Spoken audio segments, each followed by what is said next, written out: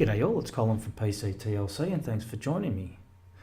Today I'm going to be having a look at, I'm going to be installing Ubuntu Budgie 18.04 long-term support. Currently I'm under gparted and I've just currently deleted about 8 or 9 partitions. So what I want to do is install probably 10 of them, and so I can use this laptop again for still for testing, but now I'm running under UEFI, which I don't normally do because it used to be troublesome. But maybe now I don't have to bother with that because it seems to be working all right. And that was the problem I was having with Ubuntu Mate. I was having issues with the panel layouts, doubling up icons and all sorts of things, and that was because I was running under legacy. So I'm going to see how this handles UEFI now because it might be much better. So what I'm going to do, and I'm not sure, I'm under UEFI, so this should create partitions with GPT label, I believe. So I'm going to check that out. So first of all, what I'm going to do is, let's go to calculator first off, and I'm just going to create 25 times 1024. I'm going to make them all the same because now I'm just going to identify them, even if they're the same size, I can identify them by the name of the partition. So 25600 will make a perfect 25 gig size. Num locks off, that's why it's not working. 25600, click on the free space, primary partition ext4, that's add. Now I might just apply that and have a look at the what that comes up as, because I need a first of all, let's view that device information. So we're still partition table MS-DOS, right? So I thought under UEFI it did GPT. Let's delete that. Let's unview that. Delete that again. Now I might be getting GPT mixed up with, maybe that's only on SSDs, I'm not sure.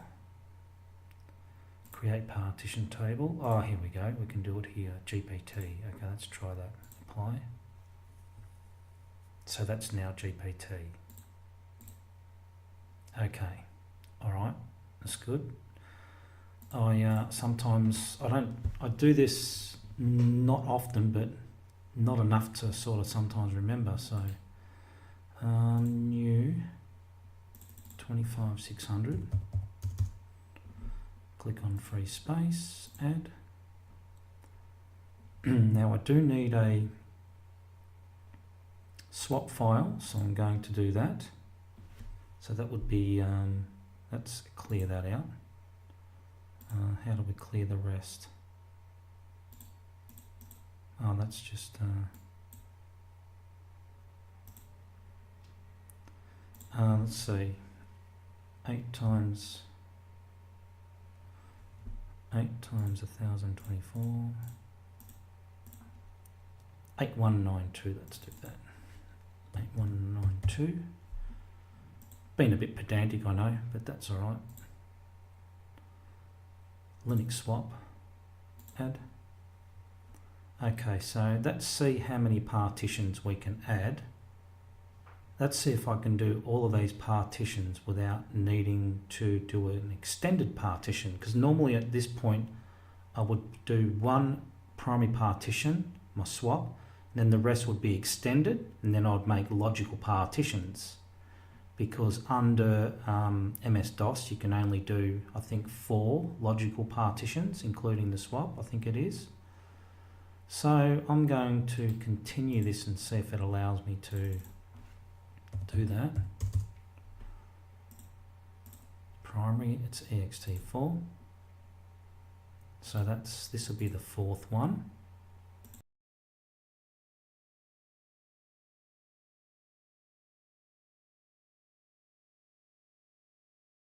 .25 gig is more than enough to run Linux distros and do testing and stuff. So that's 1, 2, 3, 4, 5, 6, 7, 8, 9, 10. Now this one here, I'm going to make new. I'll leave it at 40 gig, and I might even use that as a just as a data partition. So let's do ext4. So let's do that. Tick OK and apply.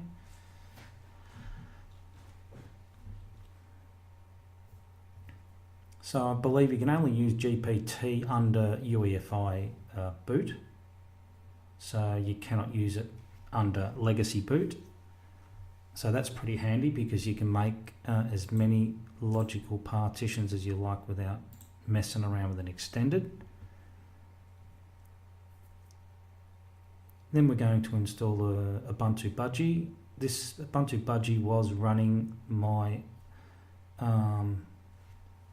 managing my boot, so I'm not sure whether we need to do that under UEFI, because I believe that when you install under UEFI everything gets picked up anyway, but we'll soon find out about that. So the goal is to install Ubuntu Budgie 18.04 long-term support. Then I want to install Ubuntu Mate.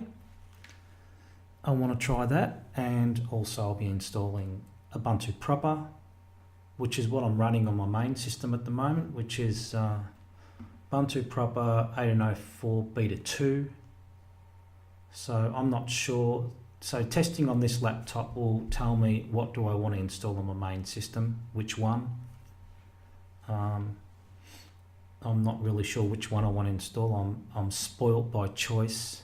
A lot of people are not really impressed with the Ubuntu proper with the GNOME desktop. I did a video the other day on Unity 18.04. I think that's a beta. There is a daily build and there is also a beta. So I wouldn't even mind running the Unity, but I have sort of got a soft spot for this budgie here. As you can see, to select your speakers and so forth, this thing seems to work really good now on your selections here. So yeah, the only thing is I'd like to see, it'd be nice if Budgie could swap out, have a couple of different menus to choose from. Be nice. That would be pretty awesome. A little bit like KDE Neon, you've got like choices of 3 menus in that. Especially a full screen menu would be nice. Even if they could use that Slings Cold. Slings Cold is quite a good full screen menu. That would be handy. Just modernize it a bit. But this one does the job. No problem. It's very basic, but it does the job anyway. So that's the main thing. At the end of the day, you can press the super key, do a search for anything. Let's see. Calculator, there we go, calendar. So it's the same as a full screen menu anyway. It's just on a smaller scale. So when you think about it, the application is the same when searching. But this one, the only difference is it'd be nice to have a full screen search and something that also, like Ubuntu GNOME does, it searches files within your files menu here. It'll search files within when you do a search in the super key. I find that very handy, and that becomes sort of like a little bit addictive after a while. So yeah, that's the one thing it'd be nice that and when they go to Qt, maybe that might happen, so who knows. So we're just about done here. So they go, see there's when you do SDA, when you do extended, you miss a couple of numbers here. So at least I know 1 and 2. 1 is my main, 2 is my swap, and then on we go from there. It's all in numerical order, which is great. So I'm installing this on SDA1. So let's do that. Let's get this job done. Did I double click that properly or not? I'm not sure. Try that again. Maybe I didn't. Okay. So I'm expecting to see, I'm not sure whether they've got the send information on the install, or Ubuntu Budgie, Ubuntu Mate didn't. So that's install third party, minimal install. No, I don't want to do that at the moment. Although I wouldn't mind trying to do on one of these partitions a minimal install and try and run everything that I normally do with app images, snaps, and flatpaks only. That would be interesting. Probably could be a nightmare too.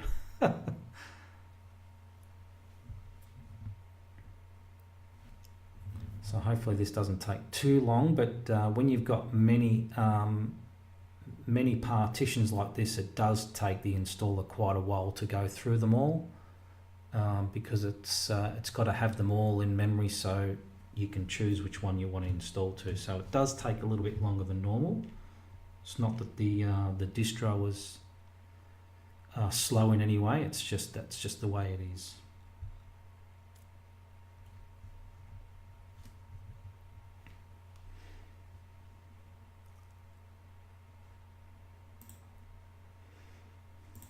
So we'll probably on first startup see I think in Budgie a different welcome screen to normal, I believe, and then it changes after that. I think that's Budgie. So out of the box at the moment on the live disk, you've got the applet for your documents and videos. That's for folders and so forth. You've got notifications. I normally get rid of that one because you can just go to here and go to notifications. It's just as quick, so just an extra click.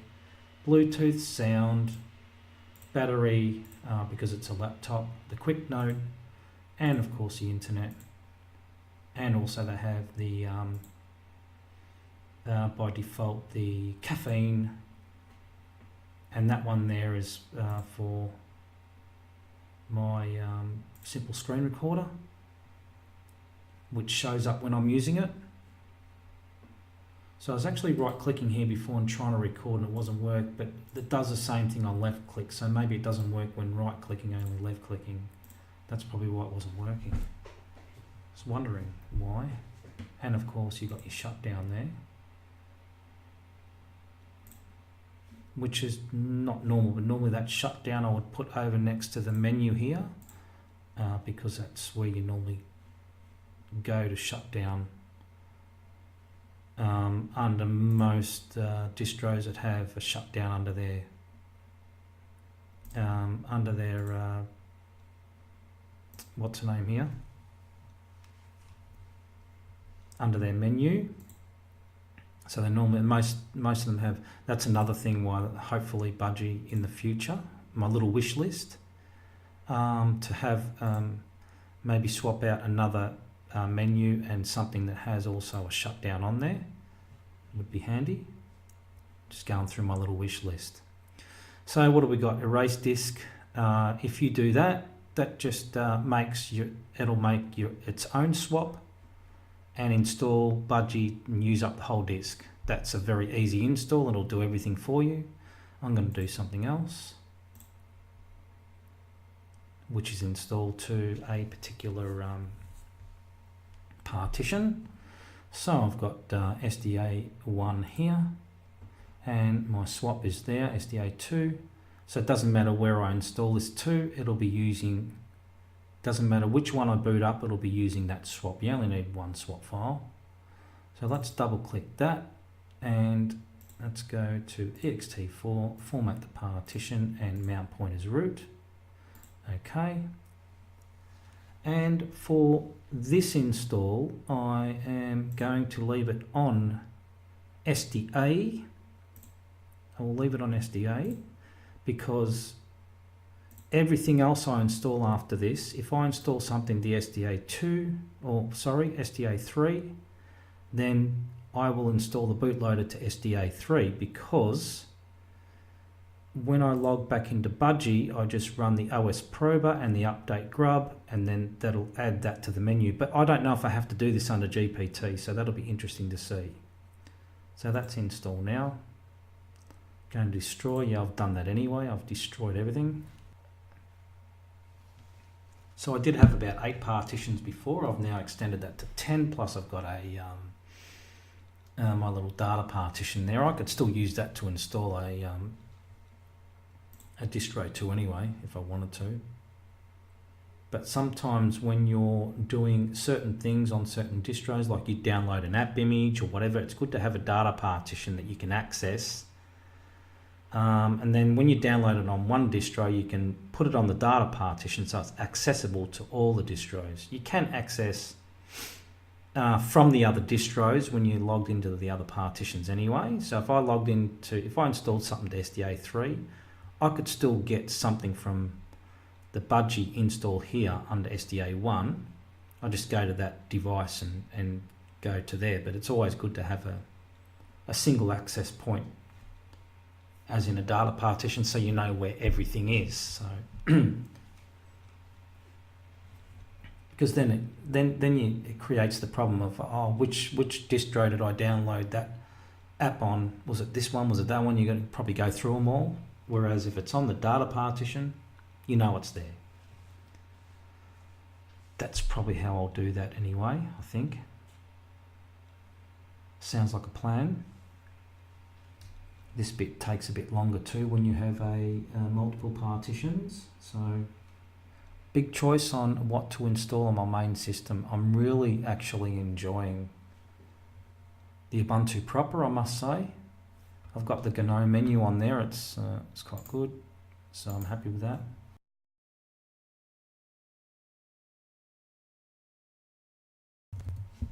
That's a good password, and let's continue.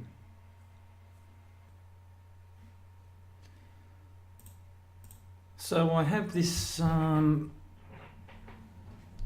error here that the grub EFI AMD64 signed package failed to install into root target. Without the grub bootloader, the install system will not boot. So I'm not sure what the deal is there. I'll just OK that. Installer crashed. So maybe this is why I don't use UEFI, because of this reason. Collecting problem information. So I don't know what the deal is there. Okay, so I know what's happened here. I need to go back to gparted. I'm pretty sure I know what's happened. So I've had to log out and log back in because this apport was the mouse was just spinning around all the time, so I had to log out and log back in. So just so you know, if you're running the live disk and you log out, if you press Control Alt Delete, it'll give you the option to log out, and the username is, and this was just a guess for me because Ubuntu wasn't working, live wasn't working, and root wasn't working. So the username is Ubuntu Budgie, Ubuntu-Budgie, and just leave the password blank and enter. So I was just really happy that that works. I thought I wasn't going to be able to get back in.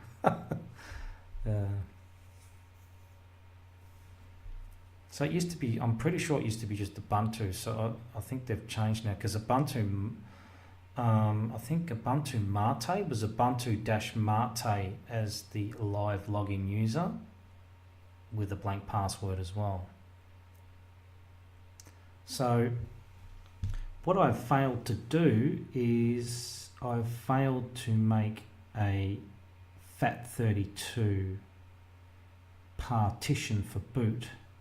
So I'm not used to doing that on here. I'm used to just making my partitions and done, because I'm normally under legacy. So I should have known better, because I have to do that on my main system anyway. So it's just something I didn't think of. I'm not sure whether this is going to open up now. Oh, it's probably just taken a while because there's so many partitions. So now I'm going to rearrange all these partitions again. The woes of not getting it right the first time, which makes it even longer to sort out. So that little applet there comes up when there's a USB plugged in. That's what that does.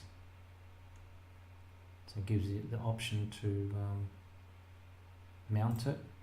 I can't mount that one because that's the one I'm using to run the live system anyway. So that's quick notes. Quick notes. So let's have a look here. Ubuntu dash, here we go. While we're waiting for this thing, username. Ubuntu dash Budgie.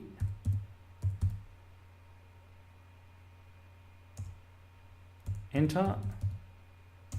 And then enter. That'll get you in.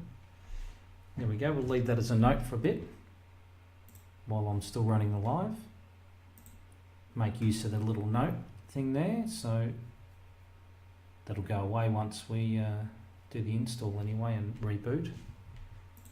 It's always good to know the username or the live user password name, just in case you have situations like this where you need to log out. You've made some changes, you want to see if they work. At last, it's finally come on. Now this swap here, I'm going to have to swap off so I can delete that. I'm just going to delete everything and start again.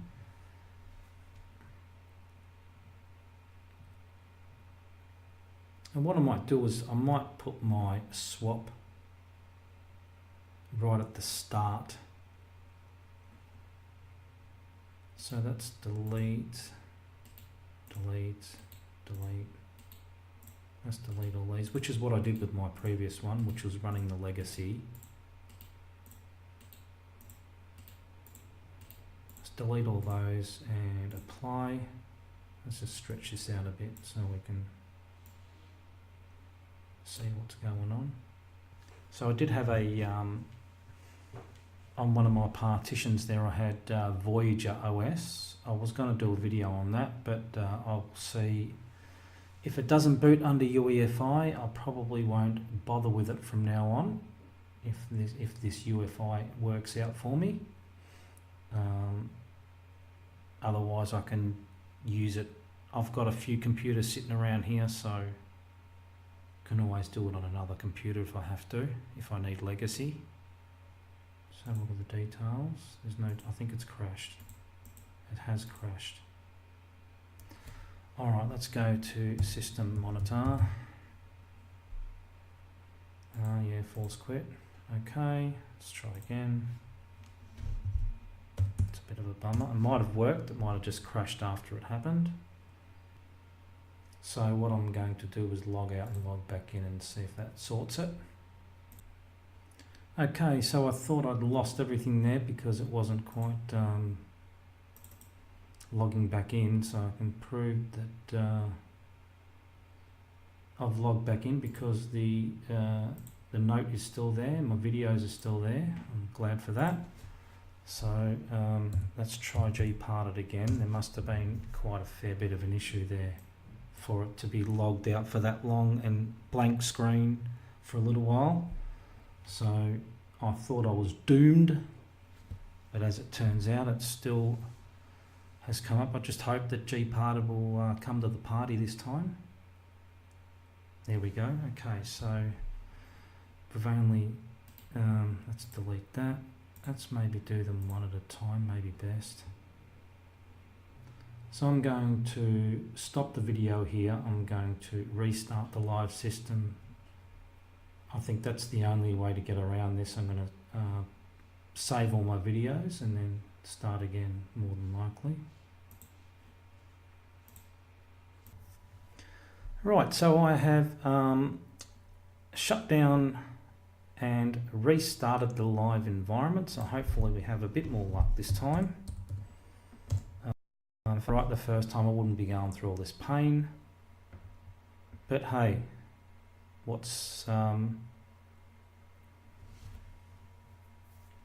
what takes me longer is probably a learning curve for someone else. So there you go. Let's look at the positive side of things. Delete, delete. So we're working fine now. Okay, so this is all happening now. I'm happy about that. This was getting a bit frustrating. So the plan is to put the swap at the front. Well, actually, first of all, the 512 FAT32, 512 megabyte FAT32 partition, then swap. I'm sure other people will. I'm sure opinions differ on where to put the swap. So, you know, somebody might say it's better in another spot, and I can learn from that myself, to be honest. So what I need to do is I need a 500 numlock is off. That's annoying. 512 primary. Oh, actually, are we under GPT? I don't think so. Let's go new. No. Create partition table. GPT, apply. Okay. So let's just look at the device information. View GPT. Okay, it's good. Okay, so now new 512 primary FAT32 add. Okay, so what we do with that is we let's first of all new, what's the 8 times 1024 again, can't remember, 8192, 8192, that'll be Linux swap and add, create those two to start with.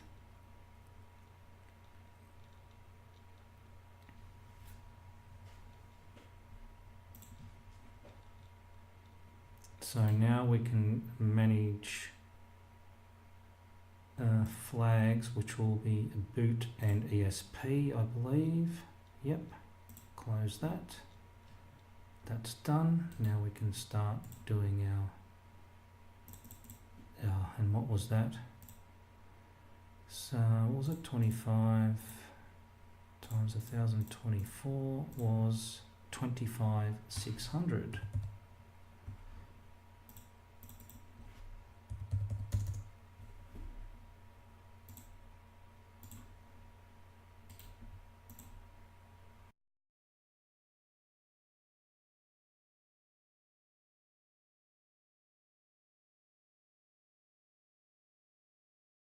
Okay, and let's apply that.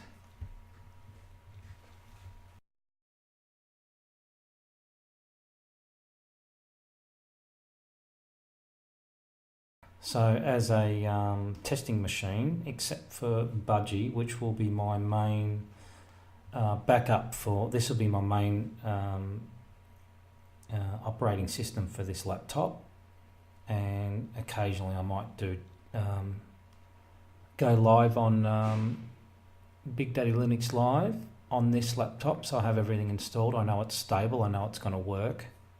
So if I'm testing something and it's a complete failure on BigDaddyLinux Live, then I can just always come back to this one and jump into here, knowing that it's going to be stable and working well, and there'll be no issues. So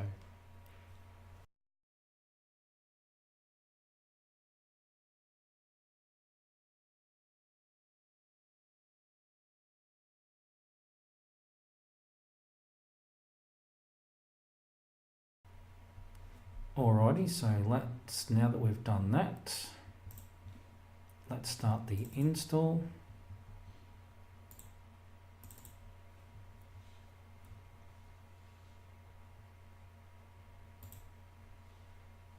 This time we'll do it slightly different. Download updates and install third party and continue. And then we'll see whether this bit will take a while.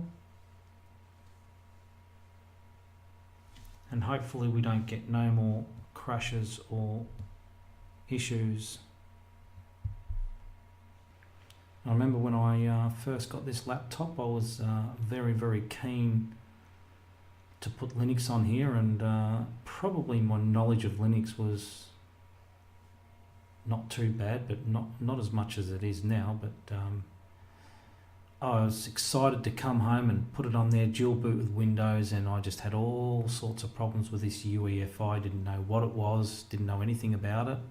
I think I was trying to install, I think it might have been Linux Mint Cinnamon 12 or 13 or something like that, and just couldn't do it. That's why I kept away from UEFI, because at that time it was new and it was buggy, so that's why I've never used it on this computer.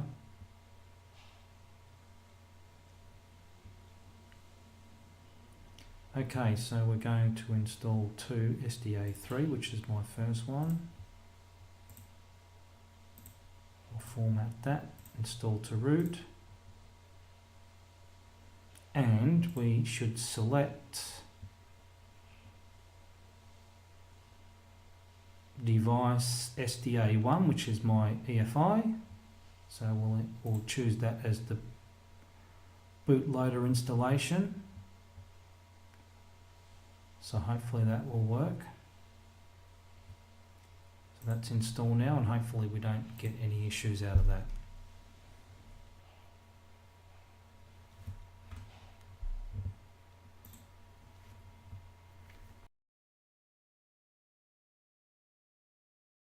Okay, crossing my fingers pretty hard at this point, so hopefully everything goes well.